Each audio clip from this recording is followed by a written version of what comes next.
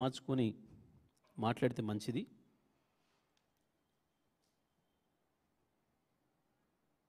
కేటీఆర్కు సమాధానం చెప్పలేక కేటీఆర్ పోతేనేమో బ్రహ్మాండంగా జనం బ్రహ్మరథం పడుతున్నారు.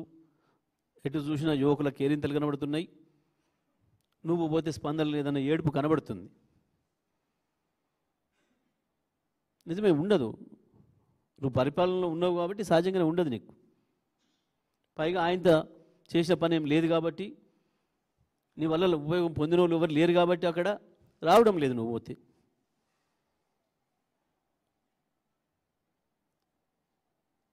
దానికి తప్పు నీదైంది కానీ అవతలది కాదు. తప్పు నీది, కేటీఆర్ది కాదు. నీకు జనం రాకపోవడానికి, నీకు జనం సపోర్ట్లు కొట్టకపోవడానికి కారణం కేటీఆర్ కాదు, నువ్వే. నువ్వే నువ్వు ఆ ఫ్రస్ట్రేషన్లో ఈ రకంగా మాట్లాడి ఆ పదవి గౌరవాన్ని తీయకు, తెలంగాణ గౌరవాన్ని తీయకు. ఇప్పటికే పోయింది. గుజరాత్, బీహార్ పోతే ఎలగొట్టే పరిస్థితి తెచ్చుకుంటువి నోటితోని. నేను నిలగొట్టి పొంగులేటిని పిలిపించుకోండి. అర్థం కావట్లేదా ఇంకా నీకు? ఆ సామెత ఉండే, అదేంది, వచ్చిరాని భాష మాట్లాడి వాళ్ళ తవల కొట్టుకుండవడం అని. వచ్చిరాని మాట్లాడితే ఇప్పుడు అవతల వాళ్ళు తిట్టబట్టి వచ్చిన భాషలో తెలిసిన భాషలోనే మాట్లాడతామాయి. ఎందుకు అహంకారం? ఎందుకు?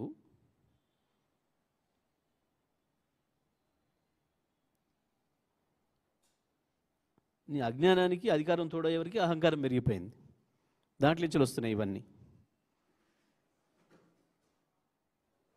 కాబట్టి బంద్ చేయి, కేటీఆర్తో పోల్చుకోవడం బంద్ చేయి. దాంతో నీ ఫ్రస్ట్రేషన్ తగ్గుతుంది కొంచెం. పదవులతో రాదు ఎప్పుడు కూడా మనుషులకి. గొప్పతనం, గౌరవం, పేరు, మంచి పేరు పదవులతో రాదు. చేసే పనులతో వస్తుంది, ప్రవర్తనతో వస్తుంది, మాట్లాడే మాటతో వస్తుంది. అవి నేర్చుకో కావాలంటే కేటీఆర్ నుంచి, కేసీఆర్ నుంచి. అందుకంటే మంచిగా ఉండడానికి ప్రయత్నం చేయి.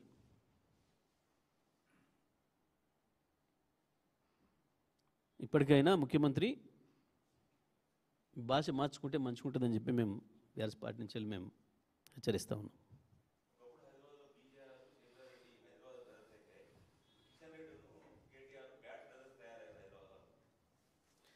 అసలు ఆ మాటకి ఏమైనా విలువ ఉందా? అంత తెలివి ఉందా?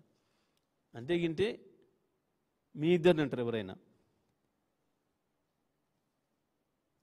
కిషన్ రెడ్డి, రేవంత్ రెడ్డి బ్యాడ్ బ్రదర్స్ అంటే దానికి అర్థం ఉంది. నువ్వు ముఖ్యమంత్రిగా ఉన్నావు, ఆయన కేంద్ర మంత్రిగా ఉన్నాడు, ఆయన కూడా సమాన హోదాలు ఉన్నాడు.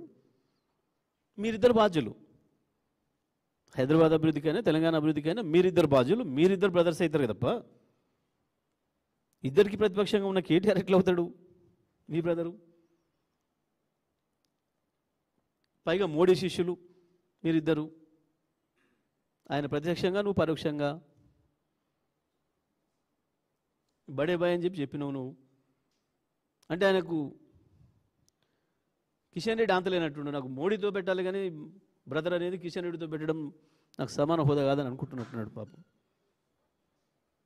మోడీ బడే బాయ్ మీ ఇద్దరికి. హైదరాబాద్ బ్యాడ్ బ్రదర్స్ మీరిద్దరు అవుతారు. హైదరాబాద్కి అవుతారా, తెలంగాణ మొత్తానికి అవుతారా, మీరిద్దరు అవుతారు.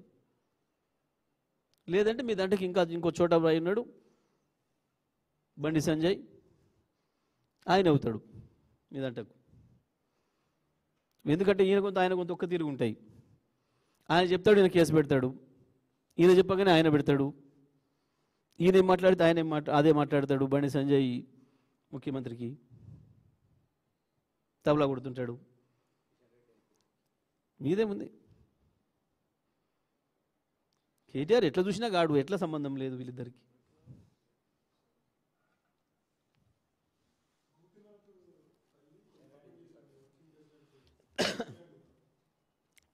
ఇక కాదు, అందరికీ తెలుసు కదా ఎవరు మాట్లాడిస్తారో తెలుసు. ఎవరు మాట్లాడిస్తారో అందరికీ తెలుసు. అది పెద్ద పట్టించుకునే ముచ్చటే కాదు వాస్తవానికి. అది రేవంత్ రెడ్డి చేసే ప్రయత్నాల్లో, ఆ ఫ్రస్ట్రేషన్లో చేస్తున్న ప్రయత్నాలు కూడా అదొకటి.